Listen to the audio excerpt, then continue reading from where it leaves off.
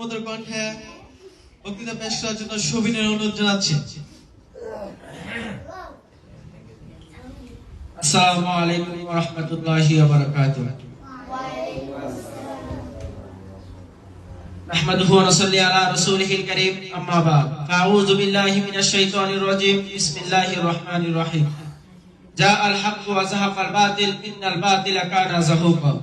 সাদাকাল্লাহুল মাওলানাল আযীম। ওয়া সাদাকা রাসূলুহুন নাবিয়্যিল কারীম। আল উলামা ওয়া রাসাতুল আম্বিয়া সাল্লাল্লাহু আলাইহি ওয়াসাল্লাম।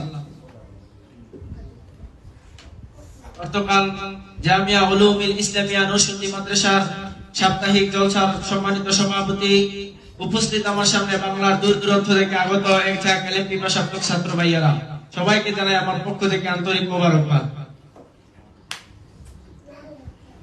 সর্বপ্রথমে আমরা এই মহান রব্বুল আলামিনের দরবারে শুকরিয়া আদায় করি যে মহান রব্বুল আলামিন প্রায় এক সপ্তাহ পর আবার আমাদেরকে এই দ্বীনি মজলিসে আসার এবং বসার, কিছু কথা বলার এবং শোনার তৌফিক দান করেছেন।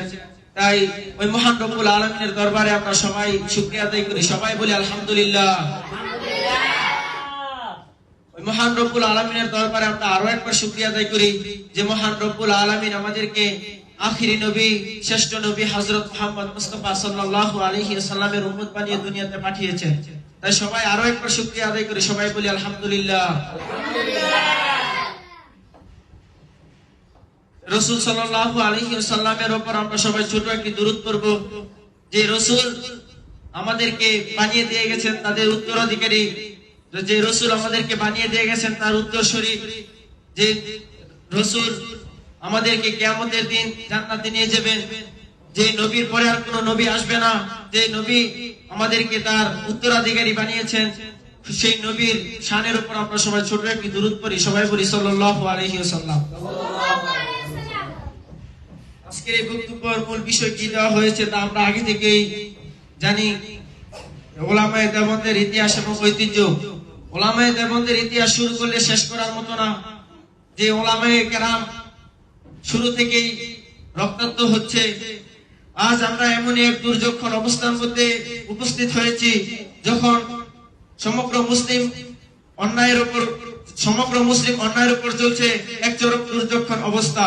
বিশ্বের আনাচে কানাচে আজ বেশি বেড়াচ্ছে মুসলিমদের অত্যাচিৎকার।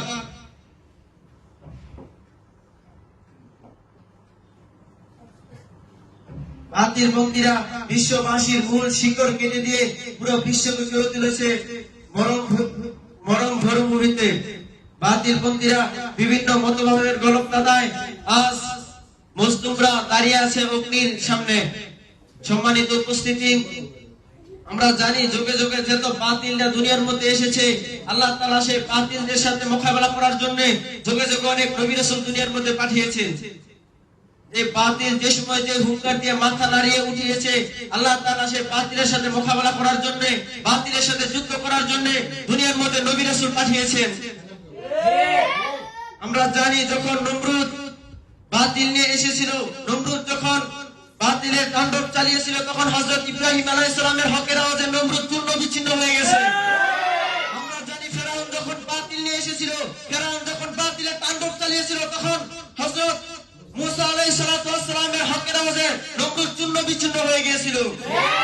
আমরা জানি বাতিল যখন বনি ইসরাইলের রক্ত চুষক নিয়ে এসেছিল, তখন হযরত ঈসা আলাইহিস সালাতু ওয়াস সালামের হকের আওয়াজে বনি ইসরাইল চূর্ণ বিচ্ছিন্ন হয়ে গিয়েছিল।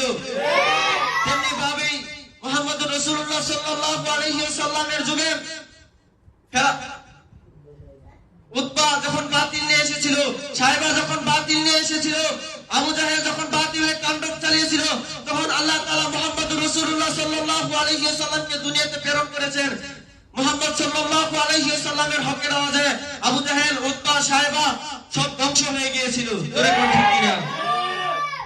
তেমনি ভাবে আমরা দেখতে পারি বাতিল যখন কাদিয়ানী, মওদুদী ও কায়নুমকারনের সূরতে প্রকাশ পেয়েছিল, তখন উলামায়ে দেওবন্দের হকের আওয়াজে তাদেরও ধ্বংস হয়ে গিয়েছে। জোরে কোন ঠিক কিনা?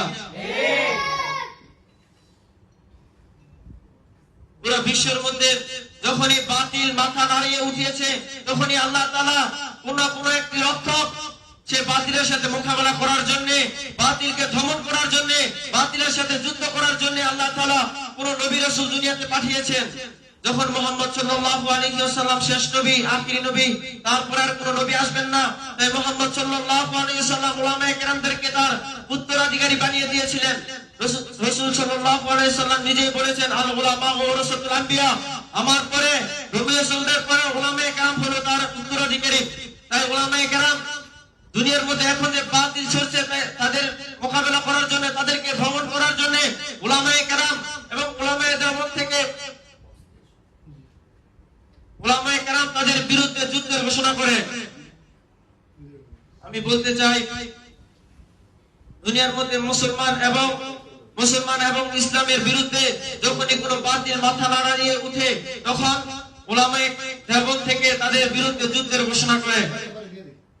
আমাদেরকেও তাদের মতো হতে হবে, এই বলে আমি আমার সংক্ষিপ্ত বক্তব্য শেষ করলাম। আলহামদুলিল্লাহি রাব্বিল আলামিন।